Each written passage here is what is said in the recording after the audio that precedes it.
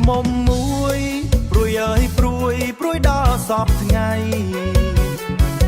បានជួបក្រមុំមួយព្រួយអើយព្រួ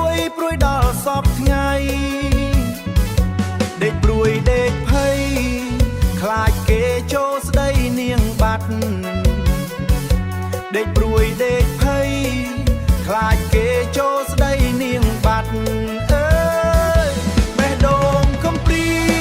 ចង់មានគ្នាអើយសែនស្រណោបេះដូងកំព្រា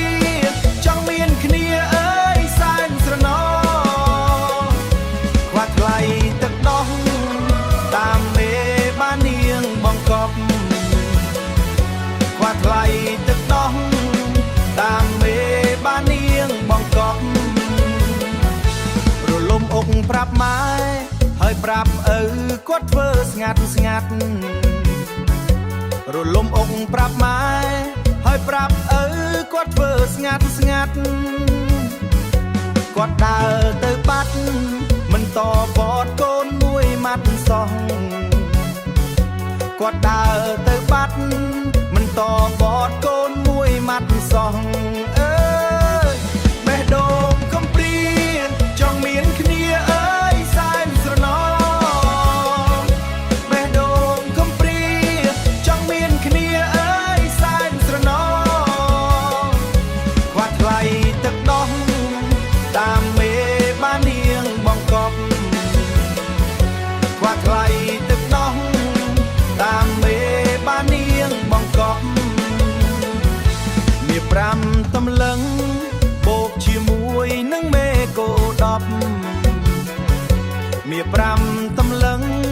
បូកជាមួយនឹងមេកោ10លឺហើយចង់សន្លប់តើគួរទៅរកឯណាលឺហើយចង់សន្លប់តើគួរទៅរកឯណា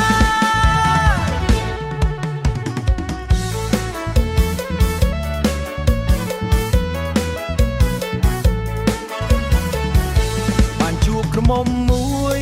ព្រួយអើយព្រួយដល់សពថ្ងៃបានជួបក្រមុំមួយព្រួយអើយព្រួយដល់សពថ្ងៃដេកព្រួយដេកភ័យខ្លាចគេចូលស្ដីនាងបាត់